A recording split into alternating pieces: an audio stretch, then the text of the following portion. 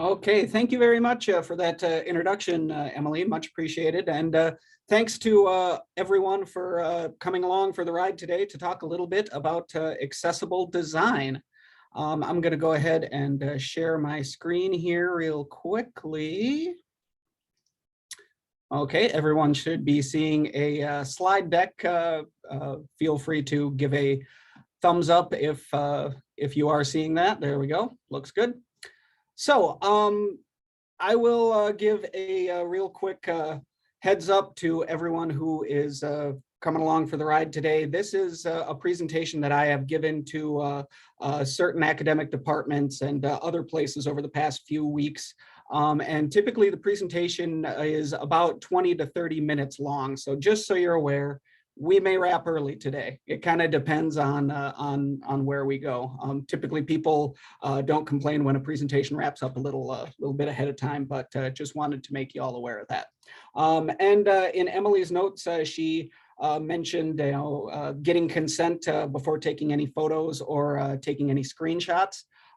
Consider this me consenting to all of you. Feel free to grab as many screenshots as you want, take photos, take notes, whatever you need to do to take this information home with you. You'll also notice throughout the presentation that this slide deck is filled with links to things. I'll be sharing all of these materials out with everyone after the presentation. So don't feel like you need to snag every single link, because I'll make sure that it gets sent out to everyone as well. Okay. So the Accessibility Initiative, striving for a more accessible future. Let's go ahead and dive right in. I always like to start with a disclaimer because I want to make sure that you're all clear as to what my area of expertise is. So here's our disclaimer. The presenter you're viewing on your screen is not a disability accommodation expert, nor does he claim to be. He is a multimedia technologist, and the views and opinions expressed are made based on best practices for creating digital content and utilizing technologies offered by the University of Wisconsin-Platteville and the UW system. The presenter does not claim to be perfect, nor does he expect you to be by the end of this presentation. In fact, he still regularly makes mistakes relating to creating accessible content and following his own suggestions from time to time, but he makes an effort, and that counts for something. The suggestions made in today's presentation will not solve all accessibility issues relating to technology. However, the suggestions will be a step in the right direction in the opinion of the presenter. Your results may vary. See dealer for details. Okay. I do not claim to be an expert in any of this. I am a self-proclaimed technology tinkerer. I can muddle through how certain softwares, hardwares can work. And for the lens of this presentation, I'm looking at some of the tools that UW-Platteville has available and what we can do as we use them to create a more accessible learning experience and just interaction experience for folks that are joining web conferences, for example. So there's going to be a lot of questions along the way, and you're going to find that accessibility as far as technology goes is a really, really big topic, and things can snowball along the way. I do not expect to provide anyone with a silver bullet as far as what's going to solve all of our accessibility issues. I'm just going to give you a few small things that you can do to make your day-to-day a more accessible day-to-day for everyone. Okay. So with that disclaimer in the bag, I want to set the stage a little bit and talk about why is accessibility important. There's the obvious reasons. For a university, we have to comply with federal guidelines. The Americans with Disabilities Act requires that we make our materials as accessible as we can when an accommodation request is made. Working towards that is important. We want to make sure that we are providing equitable access to education. Let's be honest, the students that come here pay a lot of money to come here, and they need to be able to access our learning materials as seamlessly as possible. So want to make sure that we are providing equitable access. As far as today's presentation goes, why accessibility is important, I see a potential time savings in the future. What we're going to look at today are just a few things that are, I think, very small steps that can lead us toward a more accessible learning environment. And I think that 5 years down the road, if we take small steps now and keep taking small steps, 5 years from now, when folks need accommodations, a lot of the work will already be done. So the potential time savings that we could encounter could be large in the future, just by doing a few small things differently right now. So let's talk a little bit about the TTC Accessibility Initiative. What it is the TTC's effort to increase accessibility of digital materials for all users. And I think that's important to remember as we're talking about the accommodations that we would be making. Sure, they are oftentimes the catalyst for these accommodations would be there's a request by a student that has a disability, but always remember that the accommodations that we make can be used by everybody, not just by those students that have those accommodations requests. We turned on the closed captions for this presentation right now. Everybody can be looking at those, whether they have a hearing impairment or not. I turn closed captioning on at home all the time, so it's not just for those folks that are making accommodations. So this is our effort to increase accessibility. This is going to be a multiple year initiative, so it's not like at the end of 2022 the TTC is just going to say, great, we're done, we're now as accessible as we can be. This is going to be a multiple year initiative, and each year we're going to identify a few major themes to support. We're going to really try to keep things manageable, take small steps and try not to eat the elephant in one bite, as they say. So we're focusing on a few small things every year in hopes that 5 years down the road we'll have done a ton of work and be in a much better place. So the points of focus, Emily covered this in the introduction a little bit, but I'll just rehash those. The points of focus for the 2022 year. The TTC is working to provide closed captioning for all UW-Platteville video content that is instructional and promotional.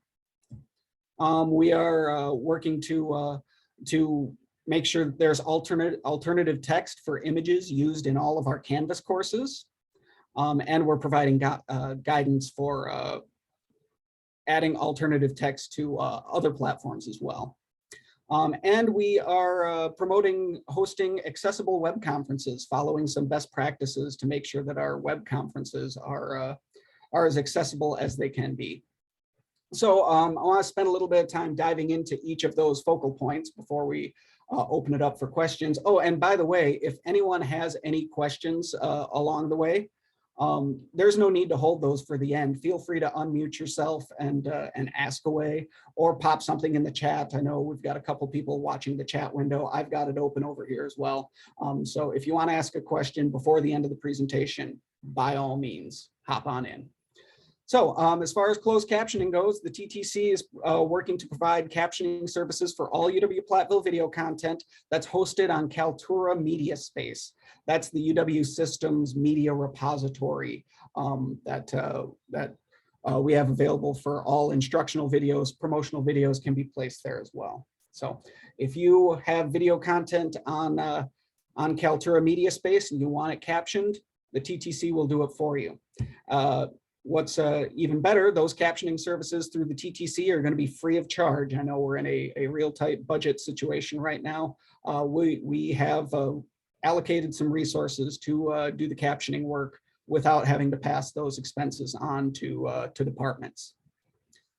We also did a little bit of lobbying with the UW system digital learning environment administrators to make it so that any videos that are uploaded automatically get machine captions. So that went into effect in December 1st of 2021. Any videos that are uploaded to Kaltura Media Space after that automatically get machine captions. And those machine captions are pretty decent, typically around 90% accurate.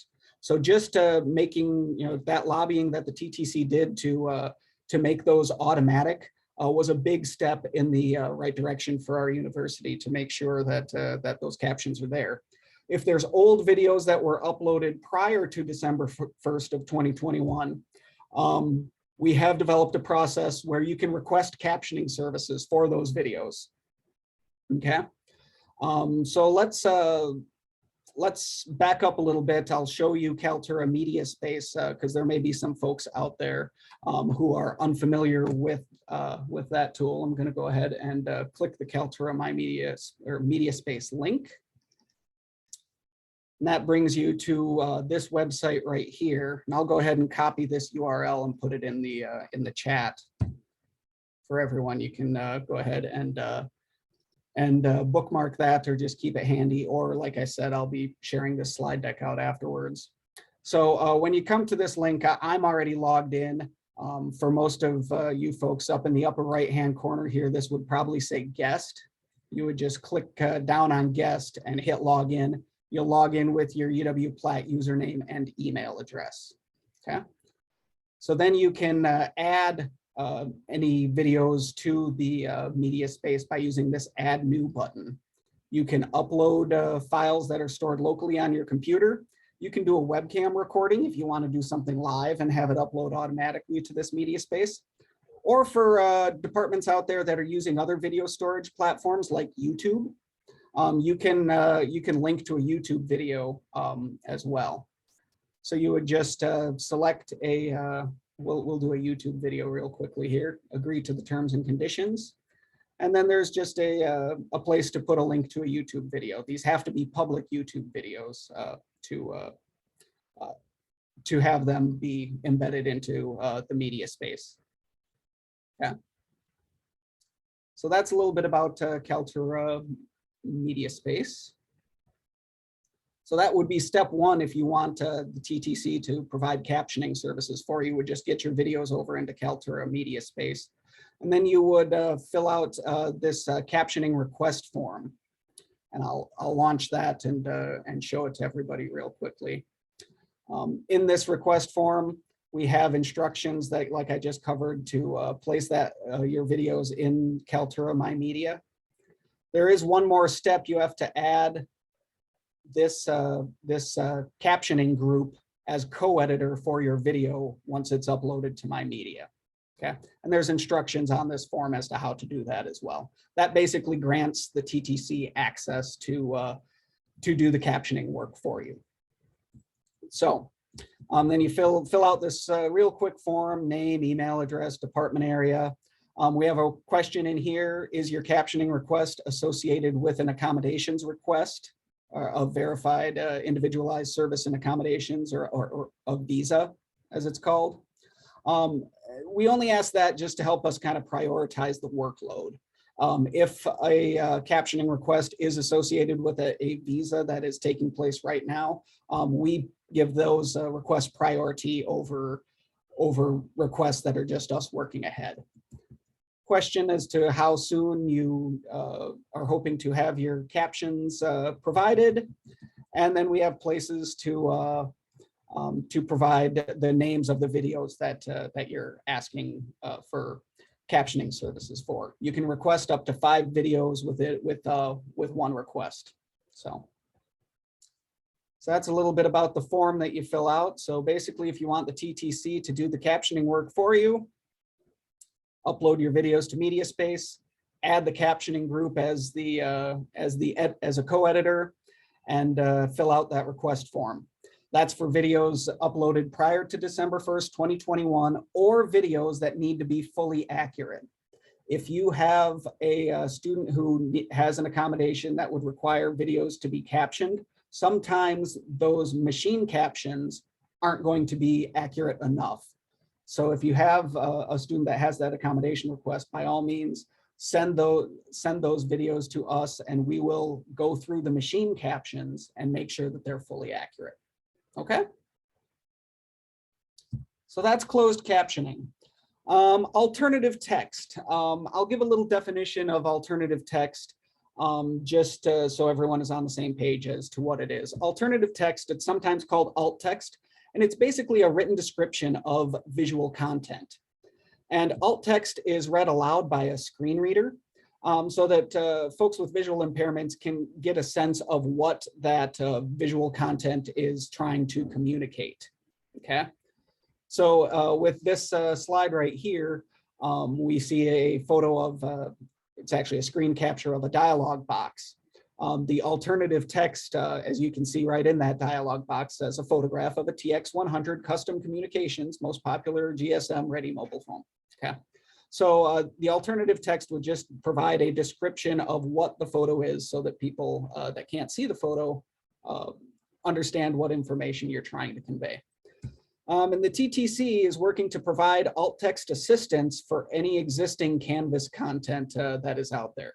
And we're encouraging instructors to get in the habit of adding alt text to images that they're uploading to Canvas when they're creating new content. So we're asking instructors, when you're creating new stuff, get in the habit of adding alt text.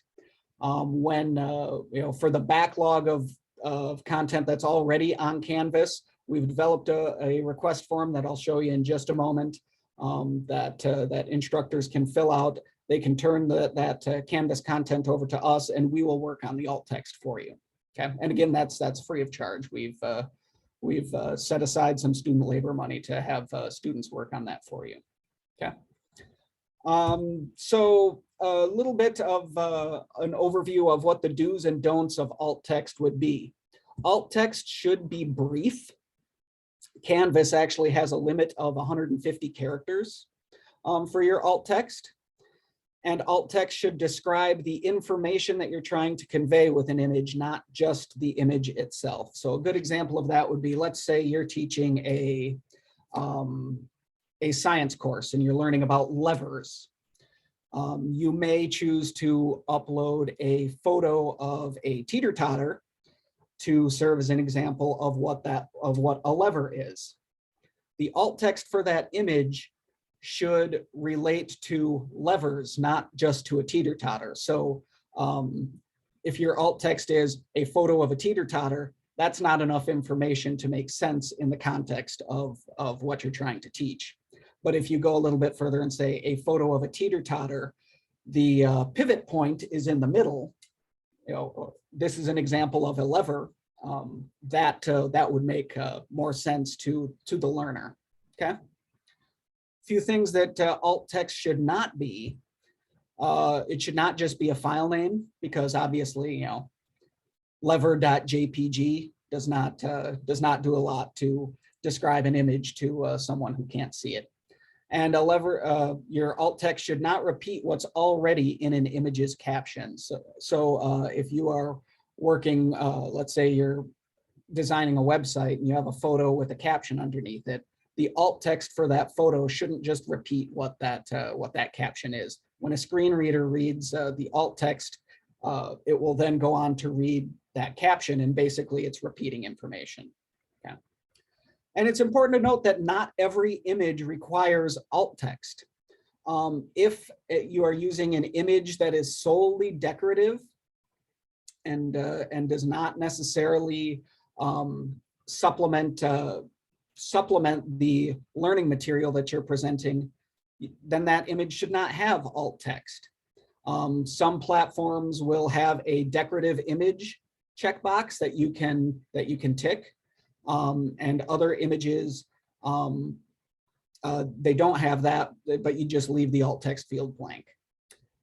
See a few things in the chat right here. Caden says he likes that example. I'm glad that that hit home for you. And Jason is trying to be mindful of alt text when he adds that content on his SharePoint site, and that's all great things to do. And you'll find that in certain platforms, it's becoming more and more intuitive how to add alt text. So I really think that once you get in the habit of doing it, it kind of becomes second nature. So a few years from now, we'll all be used to popping in a little alt text description every time we upload a photo, and we'll be in a really good place as far as that goes.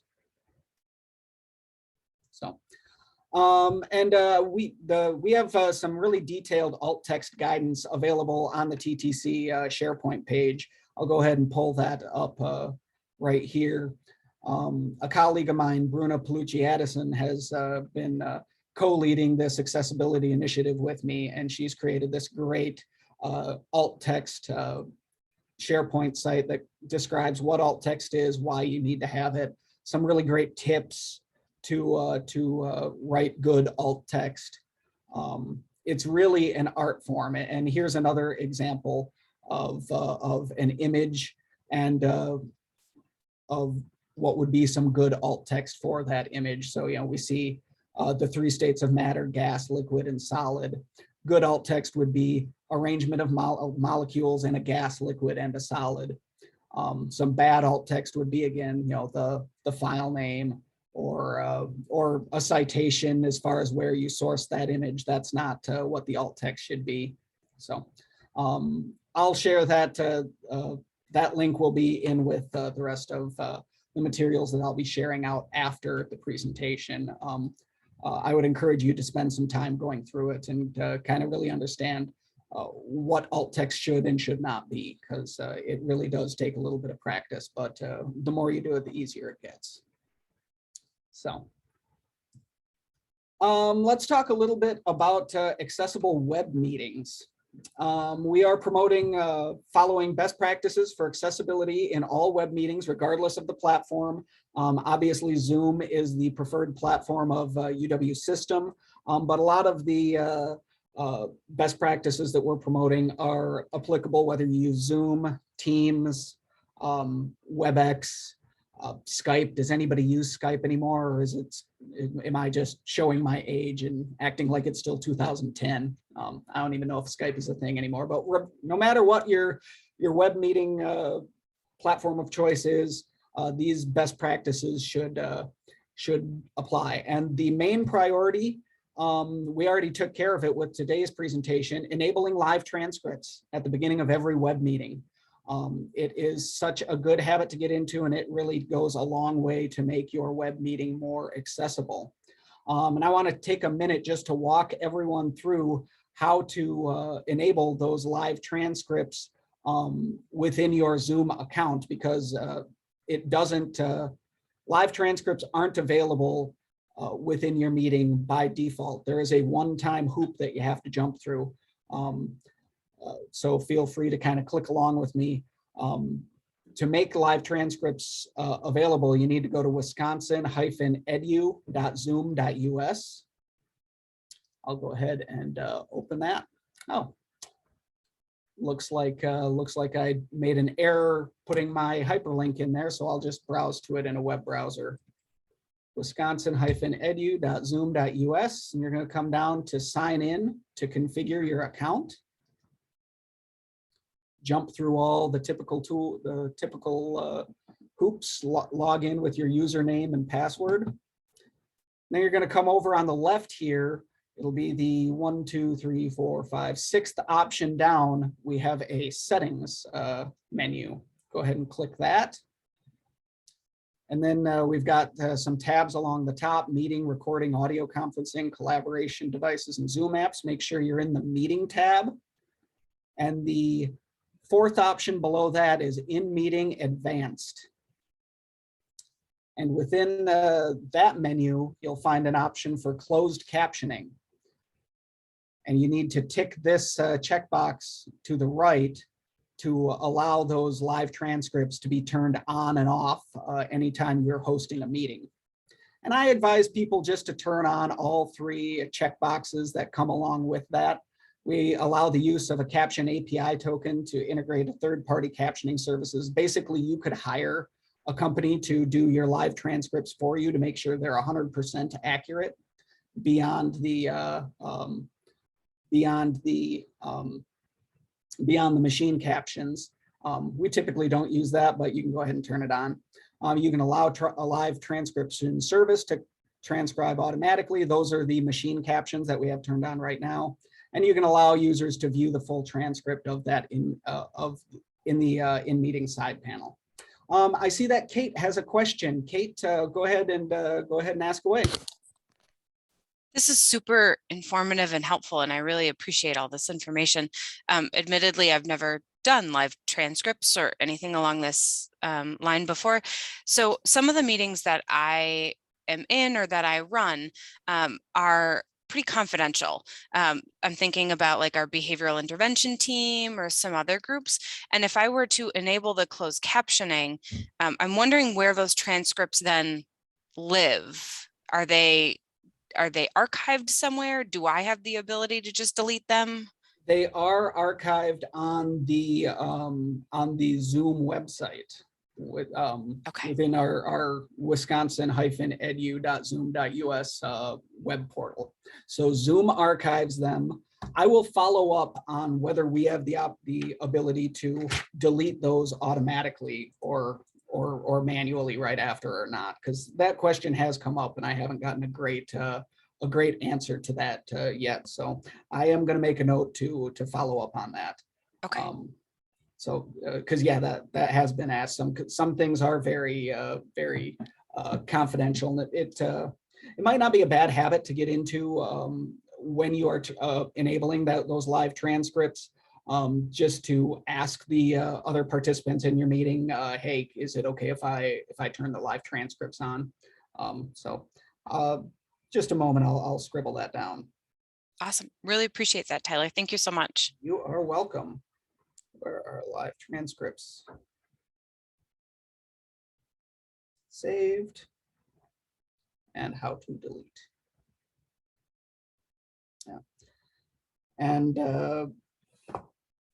very similar to the machine captions that come along with uploading media to Kaltura. The live transcripts that we have on right now are machine generated. So they're not 100% accurate, but they're better than nothing.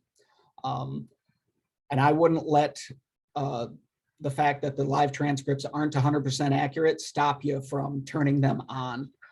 My goodness, you know, I watch national broadcasts where the machine captions aren't 100%.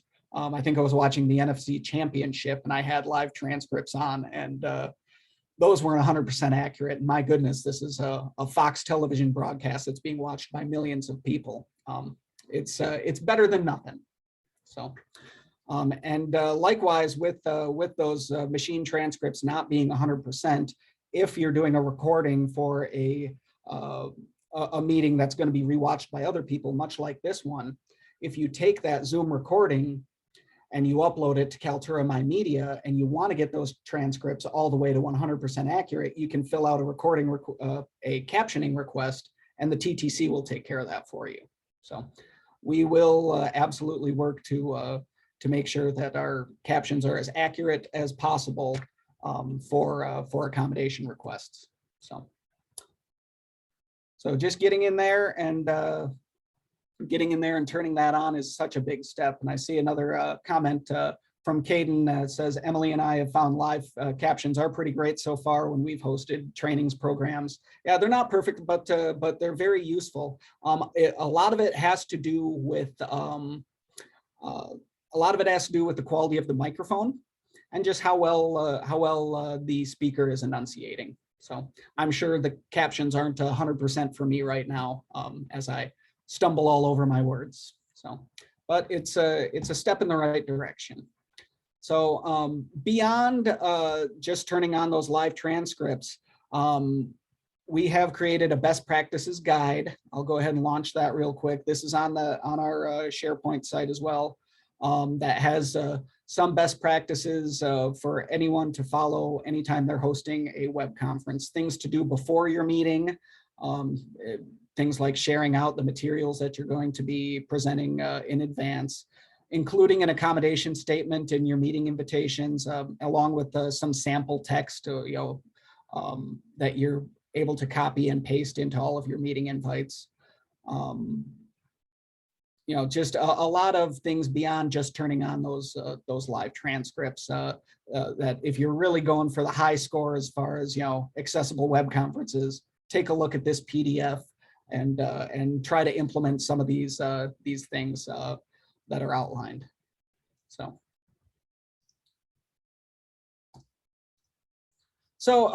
there are as you've kind of gotten a sense, there's a lot of available resources that we've developed in concert with this initiative. We have created a SharePoint page. Oopsie, lost my mouse. A SharePoint page that, there it is, it's over there. We've created a SharePoint page. I lost it again. There we go. Thanks for playing along. We've created a SharePoint page that outlines the key initiatives and links to all of these resources that we have available. You click on the captioning button, it takes you over to a captioning subsite where it has instructions for adding the captioning group and submitting that captioning request form. Alt text links you over to, we have an alt text PDF as far as, best practices for using alt text, how to add the alt text in multiple platforms, Canvas, Office, things like that. And this accessible web conferences button links you to that PDF that I just opened up that outlines all these best practices that we're driving at. So we've got all of those materials available for you, ready to go. And I will pop the link to the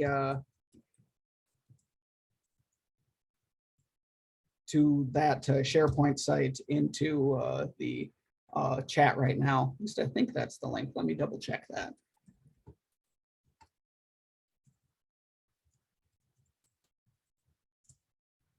Yep, go.uwplatt.edu/accessibility will get you to the Accessibility Initiative SharePoint page. Cool. Training for all this stuff's available on request. Just pop the TTC line. I will actually put our contact info. Oh, and I noticed right now that I put that link in a message that only went to Jen, so I will copy that one more time. That's the media space link. Here's the link to the Accessibility Initiative SharePoint.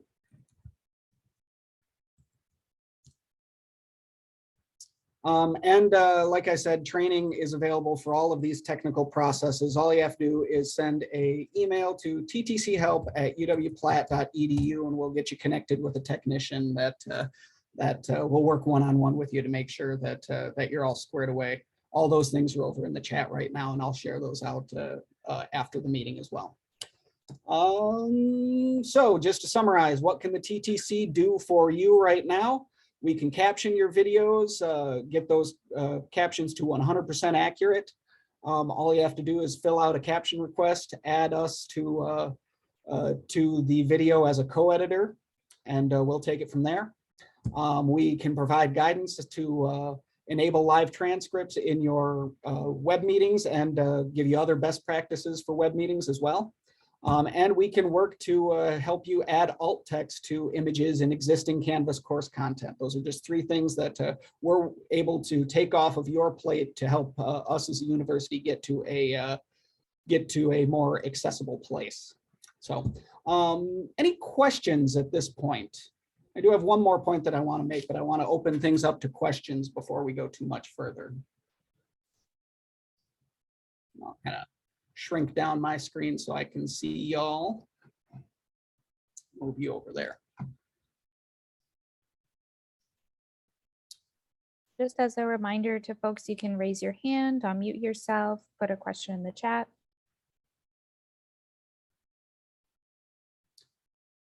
All right, well, if there's no other questions, one more thing that I could do real quickly, I could jump into Canvas and for any instructors out there, we can look at how to add the alt text within Canvas. It's a really, really simple process. So I'll go ahead and launch a web browser and do that quick. And I'll just get launched into Canvas.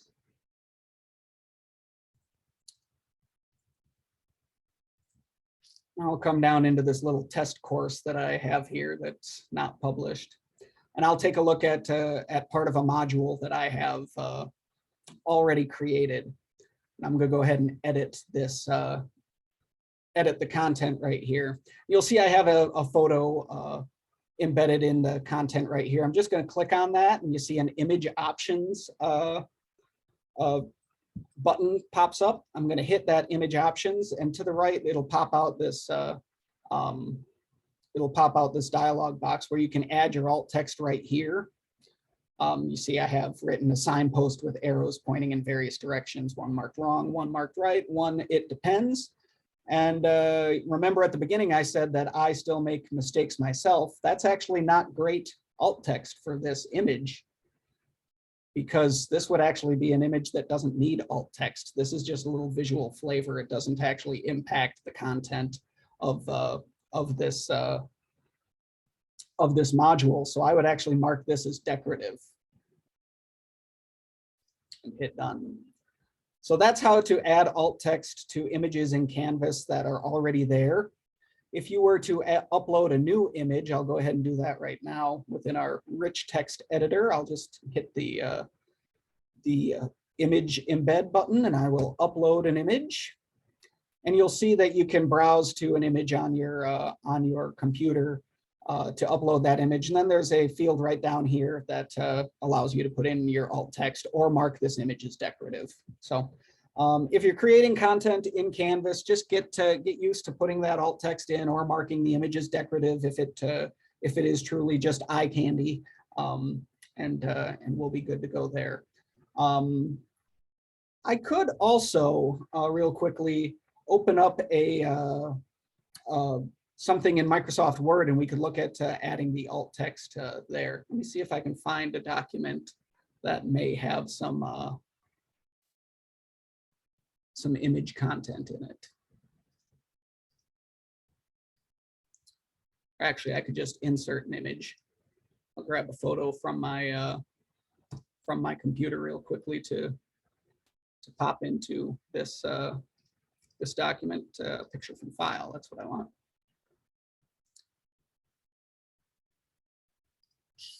On the desktop, I have stock photos. So all Microsoft products will behave pretty much in the same manner, but once you've inserted your image, you can right click, and you have an option to edit the alt text, and that'll pop open a dialog box on the right. You can, and this gives some guidelines as far as what your alt text should be as well. You can mark the image as decorative. You can write your own alt text, or Microsoft also has a option to generate a description for me, which it does an okay job. I think it's better to write your own alt text because you know the context of this image as far as it relates to the document you're creating. But you see the alt text that Microsoft generated for me says a group of people walking on a path. Sort of helpful, sort of not, depends on what this document is going to be. If it is, just a promotional item for campus, that might suffice. If it is, trying to advertise buying a blue pullover from the bookstore, you may want to add some more content in there that says, hey, the guy in the middle is wearing a blue pullover. These are available at the bookstore. Okay, so that's how you go about adding alt text within Microsoft documents. I see that Emily has a question. Emily, why don't you go ahead and ask away? Oh, thanks, Tyler. So my question for you is, how have you, if you've gotten this feedback as far as,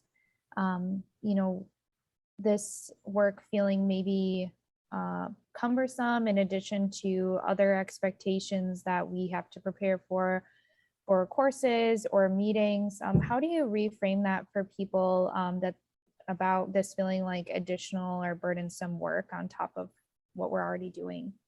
Absolutely, and that kind of, like I said at the beginning, accessibility can become a really big topic and start to feel really overwhelming really quickly. I would just kind of remind everyone who's looking at this work and remember that it is for a purpose that is it benefits everybody, especially the captioning piece. Just because we're creating captions doesn't mean that only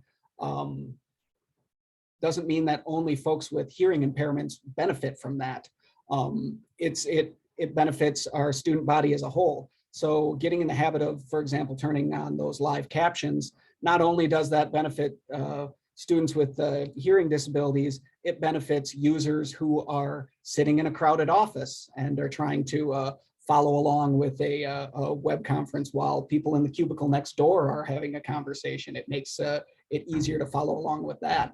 As far as the alt text piece goes, and the benefit for screen readers, that may not have as broad of a payoff as something like captioning would. So I would just remind that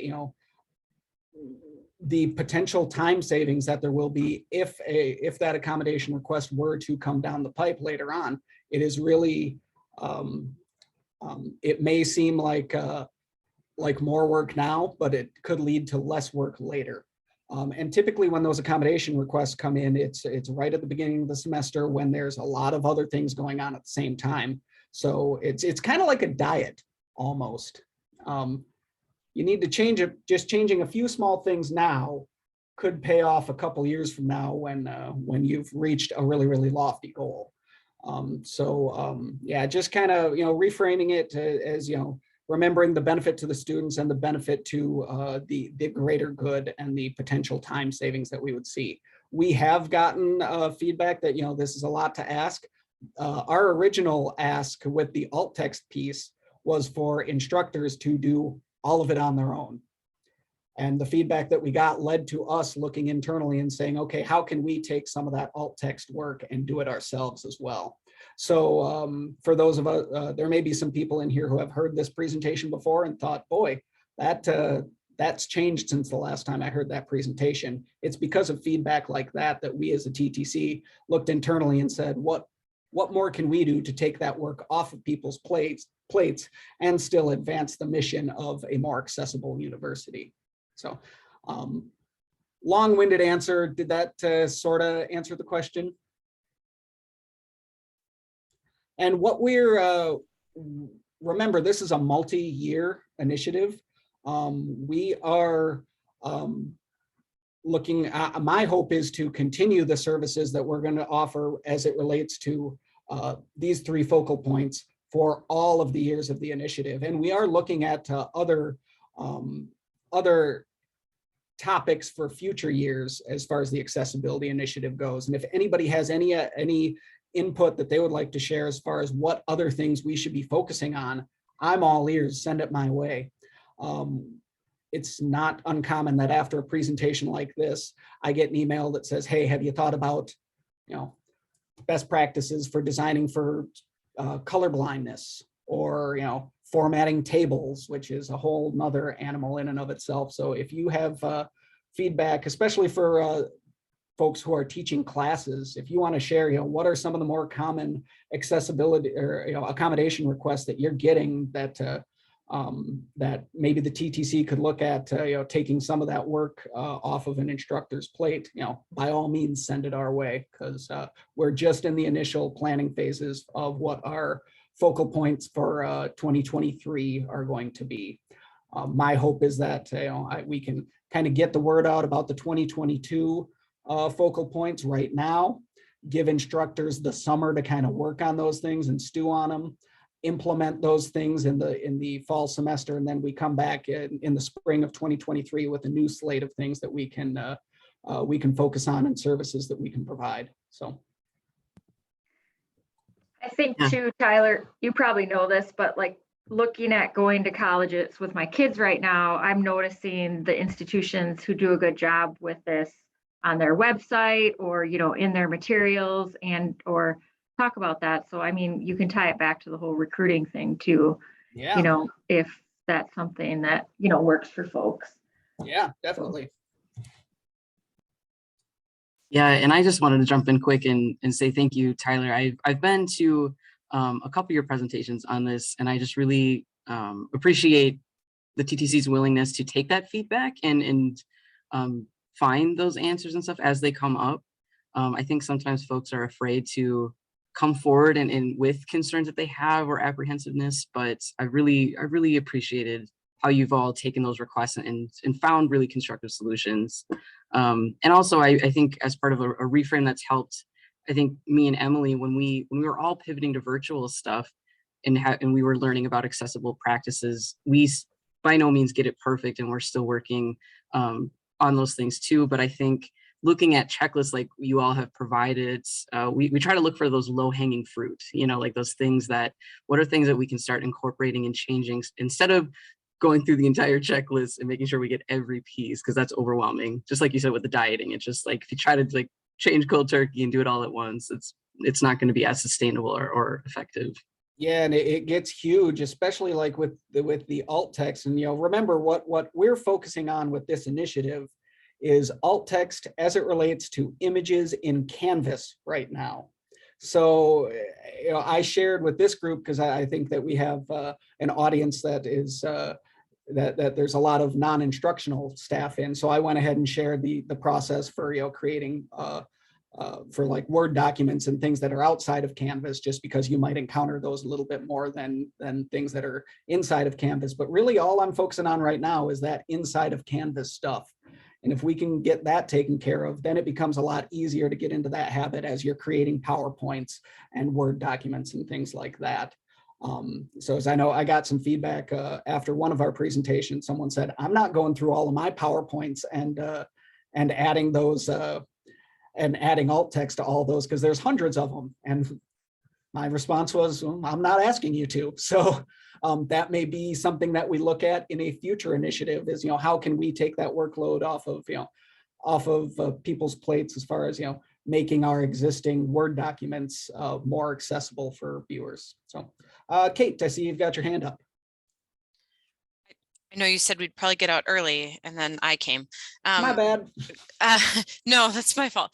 So we're focusing a lot on Canvas and rightfully so, but with the 2 web pages and all of it having the internal focus, and we drive all of our students to the internal web page, is there do we look at all about the accessibility and alt text and all of this information on our web page? Is there equal focus on that so that students, when we're driving them to the resources, that they have the ability to access that information? I certainly hope that we are making those web pages as accessible as we possibly can. I can't confirm 100% or not what steps the marketing team is taking to do that. So industry best practice would say yes, you should be making those accessible. I could reach out to Brian and see if that's on the web team's radar. I can do that too. You don't have to. Okay, cool. Yeah, let me I've got know, that. because let me know what you come up with. So that's a great question. Hey, thanks for doing that, because I had that same question actually, was like, where are we at with all of that in our external facing website? So as the Dean of Students, I appreciate you doing that for us. Yeah, happy to.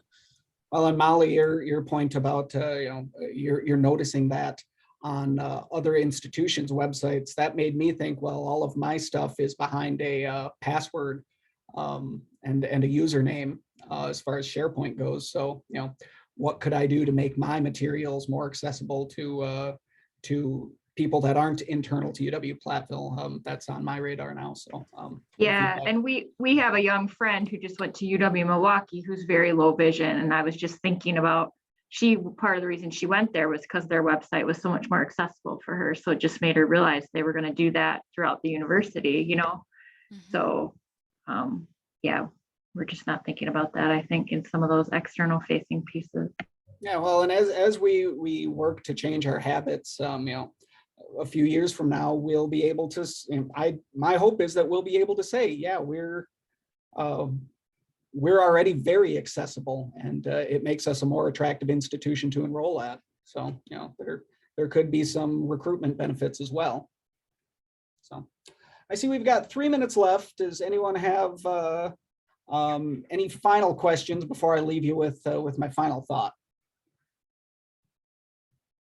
Going once, going twice, sold. All right, here's my final pitch. It's basically a recap of what the session title is. This is a quote from Roger Smith, and it's interesting that you mentioned the University of UW-Milwaukee, because Roger Smith is the head of the Rehabilitation Research Design and Disability Center at UW-Milwaukee. And his quote is, "Design for people with disabilities is better design for everyone."